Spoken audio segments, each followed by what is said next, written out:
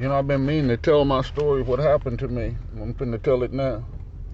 In April the 14th of this year, this is December the 12th or something like that of 2022. But April the 14th, I got a letter from We Buy Houses telling me I had 30 days to move out of a house that I had been living in for over 20 years, being an artist here in Oklahoma City, never getting any recognition. Telling my aunt that when she left, the city was trying to take the house that I was living in because it was so filthy. My aunt was a hoarder.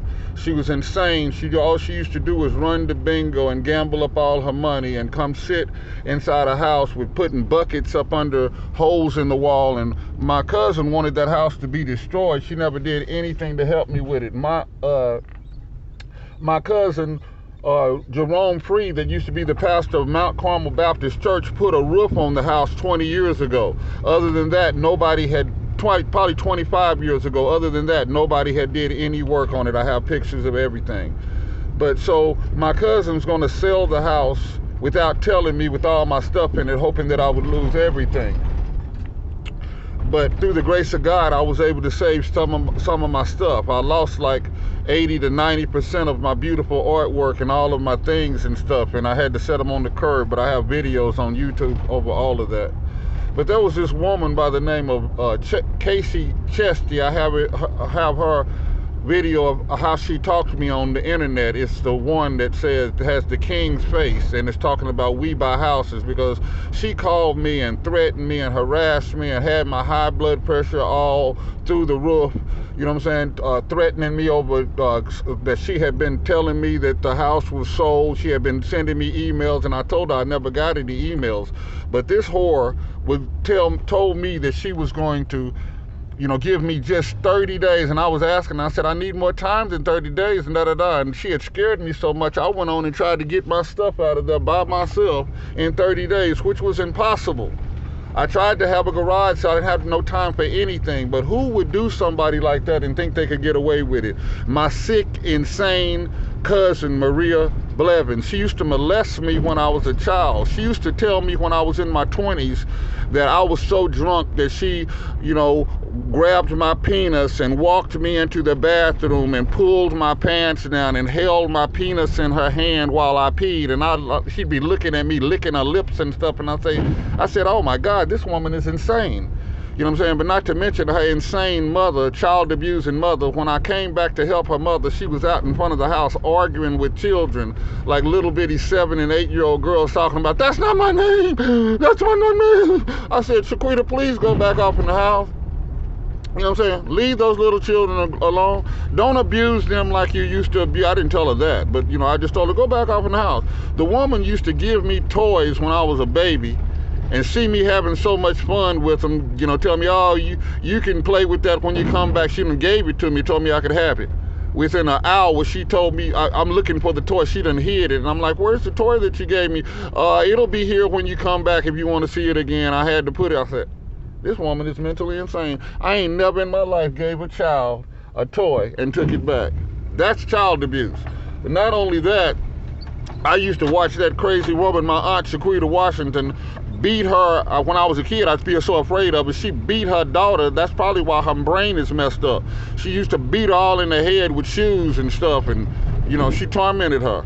She abused her. That's why the sickness still, is prevalent in this family. Her daughter is mentally ill. Her daughter is so evil that she tried to destroy my life, but she didn't know how smart I was. I have everything documented, and I got her as a complaint or defendant, or whatever you want to call it. You know what I'm saying? She's one of my grievances. Maria Ann Blevins of Perrysville, Ohio, is one of my grievances, that I'm going to be seeking damages for what she did to me and tried to do to me. And I'm going to prove to the world that she's an sadistic, insane sociopath, and her mother is insane. And they tried to make it like I was crazy. But wait till I show the world who they are. I couldn't wait. Wait a minute. This is like the worst and the best thing that ever happened to me, because the material stuff didn't mean as much as, my recognition of who I am, because I have pictures of all my artwork she destroyed. And Oklahoma let her do it. It was a concerned effort between Oklahoma City, because see, I had been fighting Oklahoma City over my Native American heritage, you know what I'm saying, for 30 years. And they was like trying to help Oklahoma City hurt me. But don't you know that I'm fixing to show Oklahoma City who this crazy woman is and what she did? You know what I'm saying? And how they are witches, you know, in Native American folklore. You know what I'm saying? Native American people do not do their people like this. And wait till I show what these so-called family members of mine, which I am almost full-blooded Native American, tried to do to me with the government's help, with Oklahoma City's help. That's my mission now. That's all I live for, basically. But like I said, that woman, Casey Chesty, she called me, she almost gave me a heart attack and a nervous breakdown. You know, that's post-traumatic. I'm a victim of war. Facebook done even, you know, made it to where I can't go live no more, because I used to go live and tell my story, and I used to lock it. Facebook's been watching my stuff, going way back off into my posts, trying to find something wrong that I said, because see, they were banning me for talking about the Native American heritage until they, you know, finally found out I am Native American. You know what I'm saying? I can prove, a whole bunch of people can't prove that they're Native American.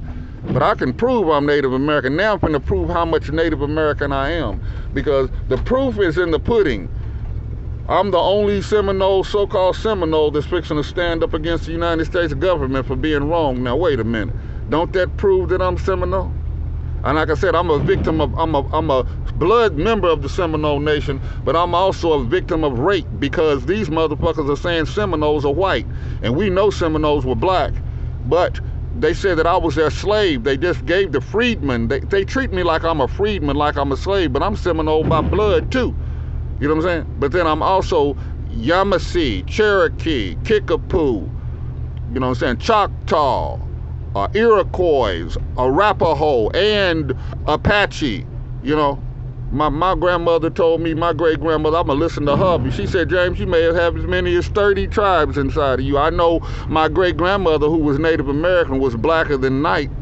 Now, how did they turn white all of a sudden? How did Native Americans turn, how did all of the Native American tribes turn into white people? Come on now. And there's 574 574 federally recognized tribes and 400 unrecognized tribes in America. Come on now.